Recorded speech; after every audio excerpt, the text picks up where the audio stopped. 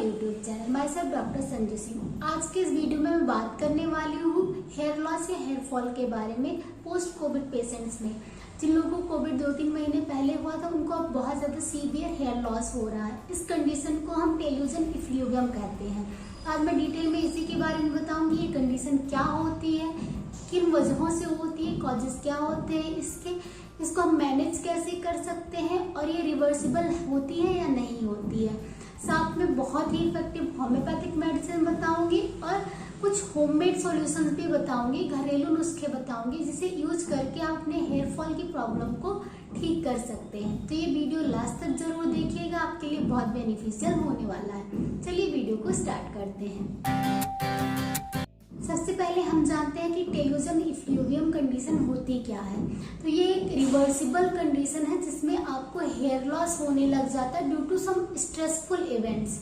ये stressful events कुछ भी हो सकता है, जैसे अभी प्रेजेंट टाइम में कोविड-19 की वजह से हो रहा है। कोविड की वजह से हमें इमोशनल और फिजिकल दोनों तरह का स्ट्रेस हुआ है, जिसकी वजह से अब हमें हेयर लॉस की प्रॉब्लम हो रही है। तो जनरली होता क्या है कि जो हमारे हेयर्स होते हैं वो 85 to 90% एनाजन फेज में होते हैं, यानी कि ग्रोथ फेज में होते हैं, जो 3 to 5 ईयर्स तक चलती है। अब जब कोई फिजियोलॉजिकल या साइकोलॉजिकल स्ट्रेस आता है हमारी बॉडी पे, तो स्ट्रेस की सिचुएशन में बॉडी कैसे रिएक्ट करती है कि जो इम्पोर्टेंट ऑर्गन्स है, जो वाइटल ऑर्गन्स है, उनको तो सारे न्यूट्रिएंट्स और सारी ब्लड सप्लाई सब कुछ मिलता रहता है, बट जो थोड़े अनइम्पॉर्टेंट ऑर्गन्स है जैसे कि हमारे हेयर्स हो गए, तो उनको प्रॉपर न्यूट्रिशन नहीं मिल पाता। तो ऐसी कंडीशन में क्या होता है कि हमारे जो ग्रोथ फेज के हेयर्स होते हैं, यानी एनाजन के जो हेयर्स होते हैं, वो टेलोजन की फेज में चले जाते हैं, यानी कि रेस्टिंग और सेटिंग की फेज में चले जाते हैं। नॉर्मल टाइम पे हमारे जो 10 to 15% हेयर्स ही जो होते हैं वो टेलोजन फेज में होते हैं। तो हम 100 से लेके 120 तक हेयर्स रोज हमारे गिरते हैं और इससे कोई प्रॉब्लम नहीं होती है। लेकिन टेलुजन इफ्लूवियम के केस में क्या होता है कि हमारे जो हेयर्स होते हैं वो 35 to 40% जो हेयर्स होते हैं वो टेलुजन की फेज में चले जाते हैं, ग्रोथ फेज से।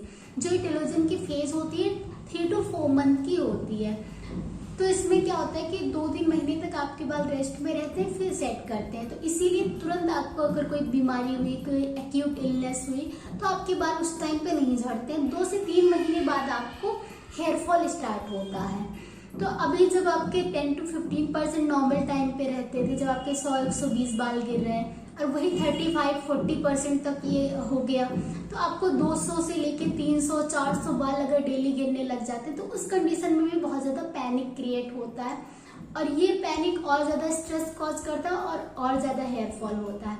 तो अभी जो कोविड की वजह से इमोशनल और फिजियोलॉजिकल स्ट्रेस हुए हैं, इसकी वजह से बहुत ज्यादा हेयर फॉल हो रहा है। कोविड के अलावा और भी इसके कई कॉजेज होते हैं, जैसे कि कुछ लॉन्ग टाइम की एक्यूट या क्रोनिक बीमारियां हो गई, इसमें स्पेशली कोई फीवर्स हो गए जैसे डेंगू, मलेरिया, टाइफाइड, इनके बाद भी आपको इस तरह की कंडीशन देखने को मिल सकती है। इसके अलावा कुछ इंडोक्राइनल डिसऑर्डर्स होते हैं जैसे हाइपरथायराइडिज्म या हाइपोथायराइडिज्म, इनकी कंडीशन में भी टेलुजन इफ्लूवियम देखने को मिलता है। इसके अलावा कोई एक्सीडेंट हो गया, कोई ट्रॉमा हो गया या फिर कोई मेजर आपकी सर्जरी हुई है, तो उसके बाद भी आपको ये कंडीशन देखने को मिल सकती है। साथ में अगर आपको कोई न्यूट्रिशनल डिफिशियंसीज है, जैसे कि आयरन डिफिशियंसी, एनीमिया हो गया, या फिर पोस्टपार्टम पीरियड में यानी चाइल्ड बर्थ के बाद भी फीमेल्स में ये कंडीशन देखने को मिलती है। कुछ मेडिसिन के भी साइड इफेक्ट होते हैं, कुछ तरह के ओरल कॉन्ट्रासेप्टिव पिल्स होती हैं जिनको अगर आप डिसकंटिन्यू करते हैं तो उसके बाद 2-3 महीनों बाद आपको ये कंडीशन देखने को मिलती है।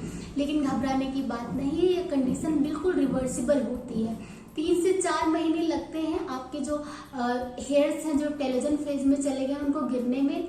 जब वो एक बार गिर जाते हैं उसके बाद आपकी कंडीशन नॉर्मल हो जाती है। और हाँ, इससे आपके जो हेयर फॉलिकल्स हैं वो डैमेज नहीं होते हैं, वहाँ पे आपके नए हेयर्स ग्रोथ हो सकते हैं। तो इसके लिए आपको पैनिक करने की बिल्कुल जरूरत नहीं है। कई बार क्या होता है, जब हम कॉम्ब करते हैं तो एकदम गुच्छे में बाल आ जाते हैं हाथ में, उस टाइम पे बहुत स्ट्रेस होता है। लेकिन अगर आप बहुत ज्यादा स्ट्रेस लेंगे, पैनिक करेंगे, तो ये और ज्यादा जो हमारे ग्रोथ फेज के हेयर्स हैं उनको टेलोजन फेज में भेजेगा और हेयर फॉल लॉन्ग टाइम पे चलता रहेगा। अगर ये कंडीशन आपकी 6 मंथ से ज्यादा हो जाए तो इसको क्रोनिक टेलोजियन इफ्लूवियम कहते हैं। अब बात कर लेते हैं इसके सिम्टम्स की। तो इसमें क्या सिम्टम्स आते हैं? तो बेसिकली आपको हेयर फॉल्स हो रहा होता है, थिनिंग हो रही होती है हेयर्स की। ये ओवरऑल पूरे स्कैल्प से होता है। अब बात कर लेते हैं इसके मैनेजमेंट की। तो इसके मैनेजमेंट के लिए आपको क्या करना है? सबसे पहले तो आपको अपनी डाइट का ध्यान रखना है। अगर आपकी डाइट अच्छी होगी, क्योंकि कोविड में हम बहुत ज़्यादा वीक हो जाते हैं, तो इसलिए आपको डाइट का बहुत ज़्यादा ध्यान रखना है। आपकी डाइट रिच होनी चाहिए प्रोटीन में, जिसमें आप एग ले सकते हैं, और अगर आप नॉनवेज नहीं खाते हैं तो आप पनीर ले सकते हैं, टोफू ले सकते हैं, स्प्राउट्स ले सकते हैं। तो ये सारी कुछ चीज़ें आप ले सकते हैं। इसके अलावा आपको ग्रीन लीफी वेजिटेबल्स खानी है, स्पेशली पालक आप ले सकते हैं जिसमें बहुत ज़्यादा आयरन होता है और एंटीऑक्सीडेंट्स होते हैं, तो आपके न्यूट्रिएंट्स की कमी को भी पूरा करेगा और आपके हेयर फॉल की जो प्रॉब्लम है उसमें भी काफ़ी हेल्प करेगा। थर्ड है, आप सिट्रस फ्रूट और जो लोकल सीजनल फ्रूट्स हैं वो लीजिए। फ्रूट्स जो होते हैं वो बहुत ही ज़्यादा रिच होते हैं एंटीऑक्सीडेंट्स में, विटामिन्स में, मिनरल्स में, तो आप फ्रूट्स जरूर लीजिए। फोर्थ है, आप ड्राई फ्रूट्स और ड्राई बेरीज जरूर लीजिए। एक रूल बना के रखिए कि एक हैंडफुल ऑफ ड्राई फ्रूट्स और ड्राई बेरीज आपको डेली खाना है। फिफ्थ, आप सीड्स ले सकते हैं, जैसे चिया सीड हो गया, पंपकिन सीड हो गया, फ्लैक्स सीड हो गया। डाइट के साथ साथ आपको अपने हाइड्रेशन का भी ख्याल रखना है। वाटर इंटेक अच्छा रखिए, कम से कम 3 to 4 litre water daily intake कीजिए। इसके अलावा विटामिन डी का भी बहुत ही ज़्यादा रोल होता है हेयर्स की ग्रोथ के लिए, तो आप ट्राई कीजिए कि थोड़ी सनलाइट आप डेली लीजिए।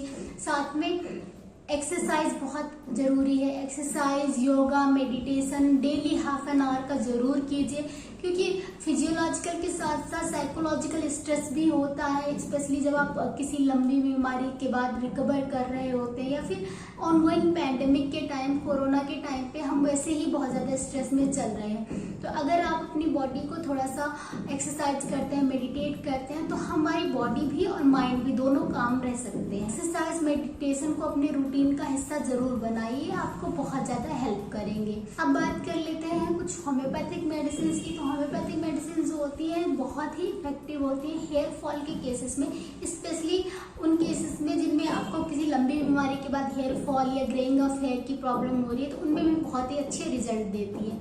लेकिन होम्योपैथिक मेडिसिन, जैसे कि मैं हर बार बताती हूँ, इंडिविजुअलाइजेशन के बेस पर केस टेकिंग के बाद देते हैं तो वो बेस्ट रिजल्ट देती है। तो आप अगर आपको बहुत ज़्यादा हेयर फॉल हो रहा है, किसी भी चीज़ से रिलीफ नहीं मिल रहा, तो आप ट्राई कीजिए, आप किसी होम्योपैथ से कंसल्ट कीजिए, आपको बहुत ही अच्छे रिजल्ट मिलेंगे। अभी जो मैं मेडिसिन बता रही हूँ एजुकेशनल पर्पज से बता रही हूँ, जिनके रिजल्ट मुझे अच्छे मिल रहे हैं वो मैं आपके साथ शेयर कर रही हूँ। हमारी सबसे पहली मेडिसिन है कार्बोबेस 200 पोटेंसी में। कार्बोबेस बहुत ही इफेक्टिव होती है कि उन केसेस में जहाँ पे लॉन्ग कंटिन्यू आपको कोई डिजीज रही है, कोई फीवर रहा हो, बहुत टाइम तक चला हो, आप मेंटली और फिजिकली बहुत एग्जॉस्ट हो गए हो, उसके बाद आपको हेयर फॉल की प्रॉब्लम आ रही है, स्पेशली आपके जो हेयर्स है वो बैक ऑफ हेड से बहुत ज़्यादा गिर रहे हैं, पीछे की साइड से बहुत गिर रहे हैं, साथ में आपका स्कैल्प जो है बहुत सेंसिटिव हो रखा है, तो इस कंडीशन में बहुत ही इफेक्टिव होती है कार्बोबेस 200 पोटेंसी में। हमारी दूसरी मेडिसिन है फ्लोरिक एसिड 30 पोटेंसी में। एसिड फ्लोरिक भी बहुत इफेक्टिव मेडिसिन होती है, स्पेशली अगर आपको डेंगू, टाइफाइड इस तरह के फीवर आए हो और उसके बाद आपको हेयर लॉस हो रहा, साथ में पेशेंट जो होता है बहुत हॉट होता है, उसको गर्मी बहुत लग रही होती है, इस कंडीशन में बहुत ही अच्छा काम करती है। और अगर आपका हेयर लॉस जो हो रहा है पैचेज में हो रहा है, किसी एक जगह से कहीं बहुत ज़्यादा थिनिंग होने लग गई है, आल्दो बाल तो पूरे स्कैल्प से गिर रहे हैं, लेकिन एक जगह पे कहीं बहुत ज़्यादा थिनिंग होने लग गई कि बाल जो हैं बहुत ज़्यादा चिपचिपे से रहते हैं, चिपके से रहते हैं, ऐसी कंडीशन में फ्लोरिक एसिड बहुत ही अच्छा काम करती है। थर्ड मेडिसिन है लाइकोपोडियम 200 पोटेंसी में। लाइकोपोडियम बहुत इफेक्टिव मेडिसिन, अगर आपको किसी लॉन्ग कंटिन्यू डिजीज के बाद आपको हो गया हो, प्रीमेच्योरली आपके बाल ग्रे भी हो रहे हो, आपको 2-3 महीने पहले कोई बुखार आया हो, आपको गैस्ट्रिक प्रॉब्लम कोई हुई हो, इसके बाद आपको क्या हो रहा है कि अब आपके हेयर फॉल हो रहे हैं, आपके हेयर ग्रे भी होने लग गए हैं, साथ में आपके बालों में ऐसा लगता है कोई जान ही नहीं रह गई, तो इस कंडीशन में लाइकोपोडियम बहुत अच्छा काम करती है। हमारी फोर्थ मेडिसिन है थैलियम मेट 200 पोटेंसी में।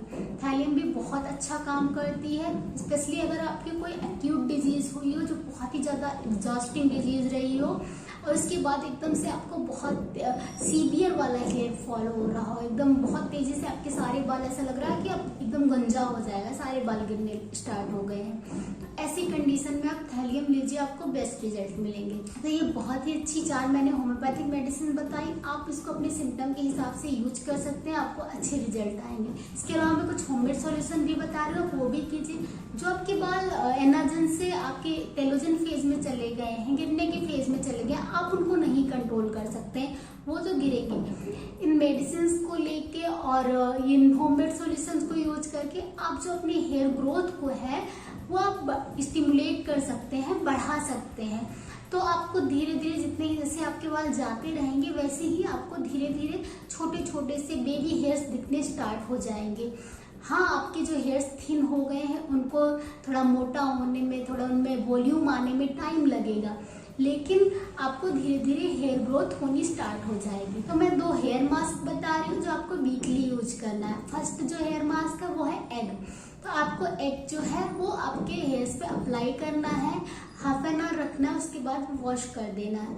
लेकिन जो लोग वेजिटेरियन हैं, जो एग नहीं अप्लाई कर सकते, उनके लिए फेनुग्रीक यानी मेथी के दाना का मास्क बहुत ही इफेक्टिव होता है। आप अपने बालों के लेंथ के हिसाब से मेथी दाना भिगो दीजिए रात में, और फिर सुबह में आपको ग्राइंड करना है उसको उसी वाटर के साथ जिसमें आपने उसको भिगो के रखा था, और उसका एक अच्छा सा पेस्ट बना लेना। पेस्ट को आपको अपने बालों पर अप्लाई करना है, हाफ एन आवर रखना है, उसके बाद किसी भी पैराबेन और सल्फेट फ्री माइल्ड शैम्पू के साथ वॉश कर देना है। तो अगर आप वीक में एक बार ये करते हैं तो आपके बाल धीरे धीरे करके ग्रोथ भी आएगी और साथ में जो क्वालिटी और क्वांटिटी दोनों ही अच्छी हो जाएगी। तो फ्रेंड्स, ये कुछ मेडिसिन और होममेड सॉल्यूशंस हैं, आप इसे यूज कीजिएगा। कैसे रिजल्ट्स आते हैं मेरे साथ जरूर शेयर कीजिएगा। इसके अलावा आपको कोई क्वेरी है, कोई सजेशंस है, या फिर आप किसी टॉपिक पर वीडियो चाहते हैं तो मुझे कमेंट करके जरूर बताइएगा। मिलती हूँ अगले वीडियो में, तब तक stay healthy, stay active. Thank you so much for watching.